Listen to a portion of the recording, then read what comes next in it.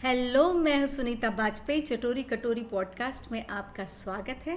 आज बात करने वाले हैं हम लोग गली मोहल्ले में पाए जाने वाले कुत्तों की। अब आप सोच रहे होंगे कि ये चटोरी कटोरी भी भैया बड़ी आफत की पुड़िया है, ये कुत्तों को भी पॉडकास्ट में ले आई। तो यकीन मानिए कि उस वक्त के कुत्तों और आजकल के कुत्तों में बड़ा ही अंतर था।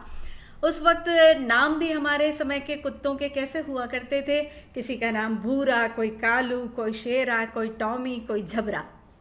इस तरह के बहुत ही सहज सरल से नाम और हरकतें भी उनकी बहुत ही सरल और सहज। तो हमारे मोहल्ले में थी एक फीमेल डॉग जिसका नाम था चंपी। चंपी कभी भौं भौं नहीं करती थी, बिल्कुल सरल सहज सी फीमेल डॉग जिसने ज़्यादा कुछ बोलना नहीं है, चुपचाप अपने काम करना है। पर उसकी में एक बहुत बड़ी खासियत थी कि वो जब हमारे मोहल्ले की औरतें गर्मियों में शाम को और सर्दियों में दोपहर में बैठा करती थीं, तो चंपी न जाने कैसे पता चल जाता था उसे कि अब 2 बज रहे हैं, अब सारी औरतें कुर्सी डाल करके बैठी होंगी, और वो वहाँ पे पहुँच जाया करती थी। और यकीन मानिए कि जो औरत जिस वक्त बोलती होती थी तो उसके कान ना बिल्कुल उस औरत की ओर ऐसे मुड़ जाते थे, दूसरे ने बोला तो उसकी तरफ। इस तरीके से हम लोग को पता होता था कि भैया हमारे मोहल्ले की एक फीमेल और मेंबर है जो हम लोगों से जुड़ी हुई है, और हमेशा की उसकी ये आदत थी। और जिस दिन चंपी नहीं आती तो हम लोग को बड़ी बेचैनी होती थी, हमारे वक्त की महिलाओं को, कि अरे यार चंपी नहीं आई, क्या हुआ, पता करो भाई। तो एक बार बस ऐसी ही न्यूज़ आई कि चंपी आज नहीं आई, कल भी नहीं आई। तो सारी औरतों ने ढूंढा तो वो एक गली में उसका मतलब देहांत हो चुका था। तो हमारे मोहल्ले में उस दिन बहुत ही मतलब दुख, जैसे कि महिलाओं का एक मेंबर कम हो गया होगा, इस तरह से सारा मोहल्ले ने शोक मनाया था।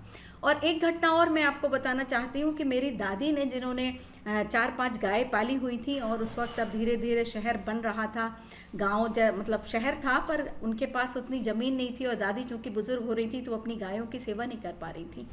तो उन्होंने अपनी गायों को भेज दिया एक पास के गांव में कि भाई तुम इसकी देखभाल करना, खर्चा पानी हमसे ले लेना। और चूंकि वो बीमार थी मेरी दादी, तो कुछ समय बाद ही उनका वो भी गुजरी।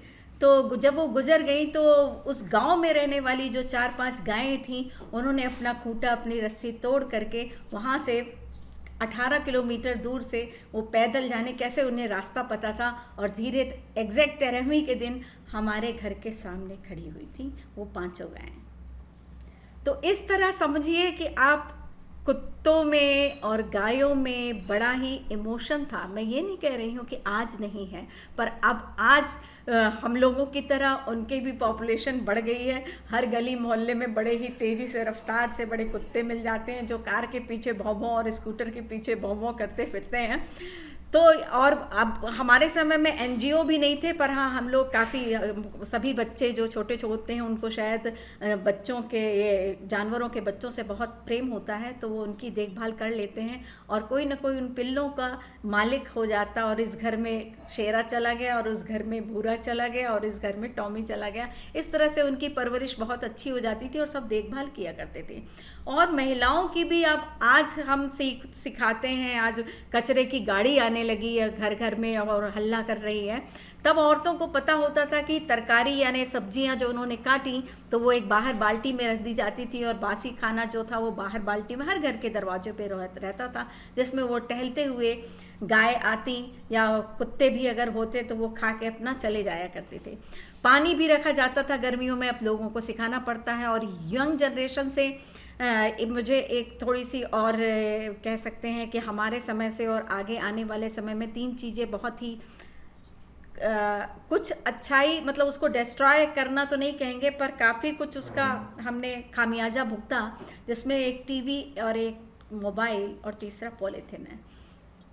हम न्यू जनरेशन को ये नहीं पता होगा कि हम चारागाह भी हुआ करते थे, हुआ करते हैं। और कॉन्स्टिट्यूशन में ये है कि जो आसपास के मवेशी हों उनको भरपूर चारा मिले, और जिससे पौष्टिक दूध हम बच्चों को मिल सके या बड़ों को मिल सके, उसकी सुरक्षा पूरी होती थी। चारागाह होते थे, और चरवाहा तक एक सरकार की तरफ से नियुक्त होता था, जिसे भत्ता मिलता था, और हर घर से या तो वो 20 रुपये या 10 रुपये लिया करता था, और गायों को लेके जाया करता था और घुमा करके उस चारागाह में लेकर के आया करता था।